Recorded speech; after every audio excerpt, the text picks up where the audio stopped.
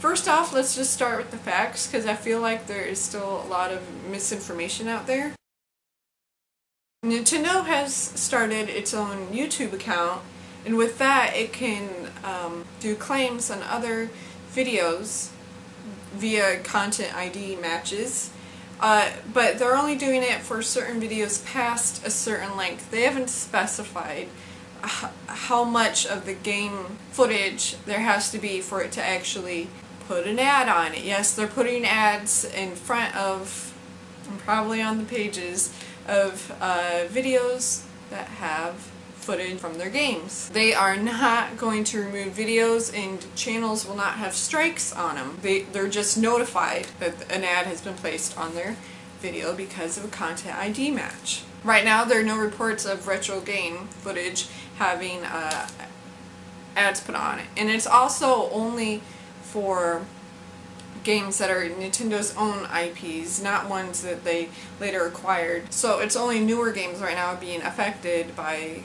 the content ID matches and the ads, such as Luigi's Mansion Dark Moon and the new Super Mario Bros. U. And right now only Let's Players are reporting, that I'm aware of having ads put on their videos, not game reviewers. Now let's go over what some of the reasons might be.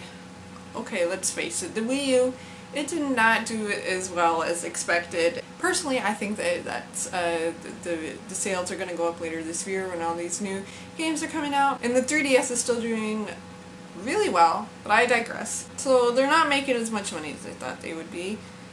And this is probably just pressure from shareholders. They're probably pressuring them, dudes, you gotta make some more monies. And so they're kind of doing everything they could to make some money. As I said before, that I know of, none have been affected. But it would be incredibly awkward if they are to have a video criticizing a game, or perhaps, but in front of that video have an ad advertising for that video. That would be really awkward. This is just another personal view who really just buys a game solely off of a game ad. A lot of people, but are the people that actually go on YouTube and look up reviews, maybe from not so very well-known people, and also just buy something off of the ad. I don't know. If it is your job to make game reviews, why don't you have your own website to begin with? Like, if you're making enough money to have this being your own job, make a website and then get some ads on your website, or have a little donate button. And if it's just something you're doing for fun, well, I guess you should just continue doing it for fun. Or if it's a hobby where you just thought you could make a little extra money, well, like I said before, donate button, have a little PayPal account down there and say, hey, if you like my stuff, you know, feel free to donate to help fund me buying video games and then talking about them. So they started out doing it for free. I mean, out of their own pocket. And then they're asking for money. But anyway, let's move on. Some big Let's Players have been very vocal about this. One particular Let's Player, which put out a statement, Zach Scott of Zach Scott's Games, he almost has 200,000 subs. His statement about this whole thing was, video games aren't like movies or TV. Each playthrough is a unique audio-visual experience. When I see a film that someone else is also watching, I don't need to see it again. When I see a game that someone else is playing, I want to play that game for myself. Sure, there are some people who watch games rather than play with them, but are those people even gamers? That whole statement, I found it pretty presumptuous. He should just be speaking for himself, not everyone. This statement is being used around a lot in a lot of the video game blogs. It's not a very professional statement in my opinion, but this is someone who is making videos at home of themselves playing games and talking over them, so I don't know how much professionalism you can expect, though I do know there are some very professional YouTubers out there. Probably just getting the attention he is getting because of his sub count. My first thought about his statement is, what about film? If you see film that someone else is also watching, you don't need to see it again. What? Never watch a movie more than once? Could we add books into that? Read a book if you read a book review, a book summary, a book report? No? Are you serious? Every time you watch a movie or a book, you'll probably notice something different or take it a different way.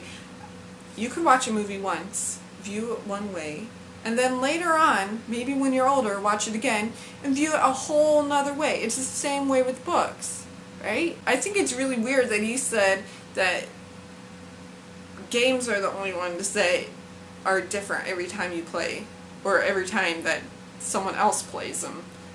Because everyone doesn't feel the same way about movies. There are whole forums dedicated to people arguing about movies together. There are movie reviewers in newspapers, magazines, online, and do you think they all view a movie the same way? Fuck no. Same with books, same with TV. That was a stupid thing to say. Zach Scott. Why do you have two first names? Have you guys ever heard of Mystery Science Theater 3000? No. It was pretty well known. It was really popular.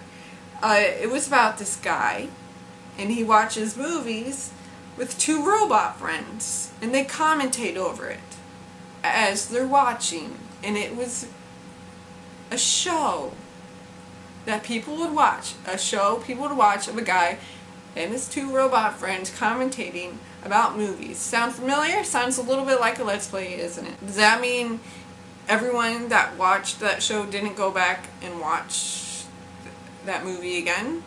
No, probably not. And you guys probably do this all the time with your friends.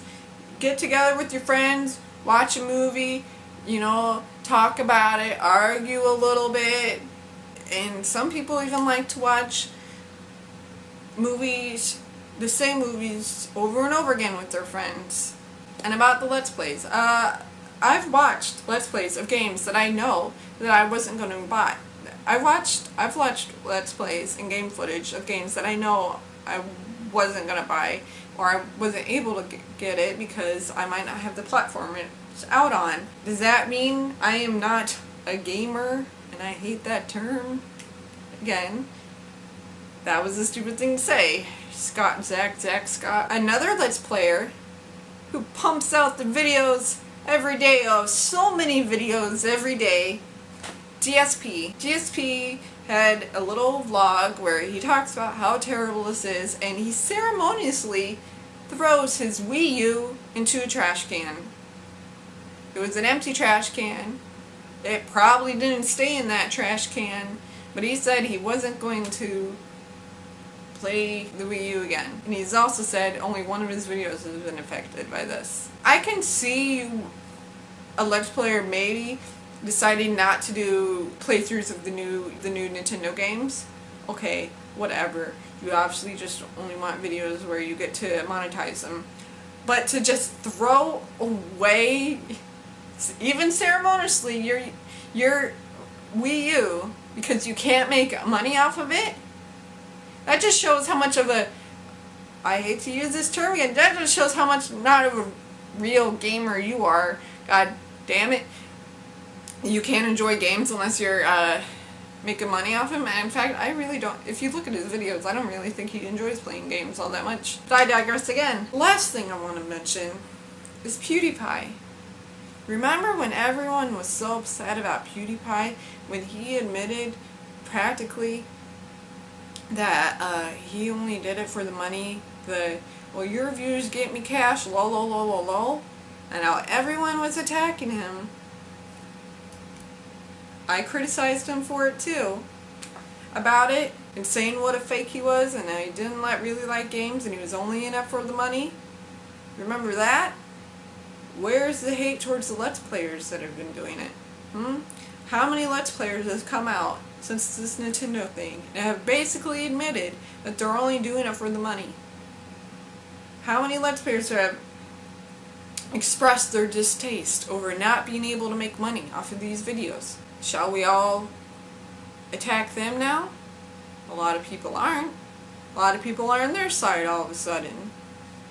What's up with that?